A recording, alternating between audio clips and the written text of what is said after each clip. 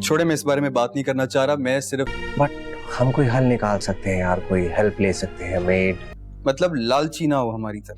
तुम इकलौता बेटा हूँ अपने माँ बाप का, तो सब कुछ मुझे करना पड़ता है, सब कुछ मुझे संभालना पड़ता है।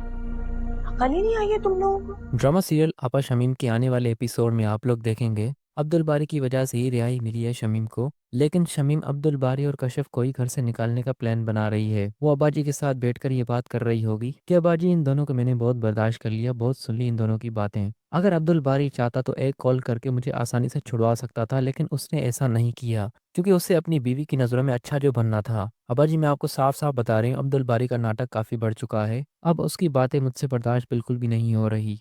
आप जल्द अज जल्द इन दोनों को इस घर से रुखसत करें, वरना ये घर छोड़कर मैं चली जाऊंगी। अब अब्बा जी के सामने शमीम बेहुदा ड्रामा रचा रही है, जबकि शमीम खुद भी अच्छे से जानती है कि किस कारनामे की वजह से उसे पुलिस वाले पकड़ के ले गए थे। बिना डिग्री के बल पर उसने क्लिनिक खोल रखा था। जिस डॉक्टर के पास वो काम करती थी उससे बर्दाश्त नहीं हुआ और उसने लीगल तरीके से इसको पुलिस के हाथों पकड़वा दिया। उधर रजा की बीवी शुमाइला को रजा के माँ बाप बिल्कुल भी अच्छे नहीं लग रहे और ना उनका कोई भी कहना मान रही है। रजा का वालिद जब उसे समझाने की कोशिश करता है कि अगर तुम इस घर में आ गई हो तो ये अपना घर मत समझो, तुम्हें यहाँ पर मजबूर के तेल लाया गया है, तुम्हें यहाँ पर लाने के लिए कोई भी खुश नहीं था। बस रजा ने हमारे सामने बात ही ऐसी रख दी कि हमें मजबूर होकर उसकी बात सुनकर तुम्हें इस घर में लेने के लिए उससे कह दिया। लेकिन शुमाइला, जिसका गुस्सा हर वक्त नाव पर सवार है और वो रजा के माँ बाप को बर्दाश्त बिल्कुल भी नहीं कर रही, ये बात शुमाइला साफ साफ रजा को कह देती है कि अपने माँ बाप को समझानो, मैं उनकी कोई भी बात नहीं सुनूंगी। इस घर में मैं अगर रहूंगी तो अपनी मर्जी से रहूंगी, मैं किसी की मर्जी के मुताबिक नहीं जी सकती।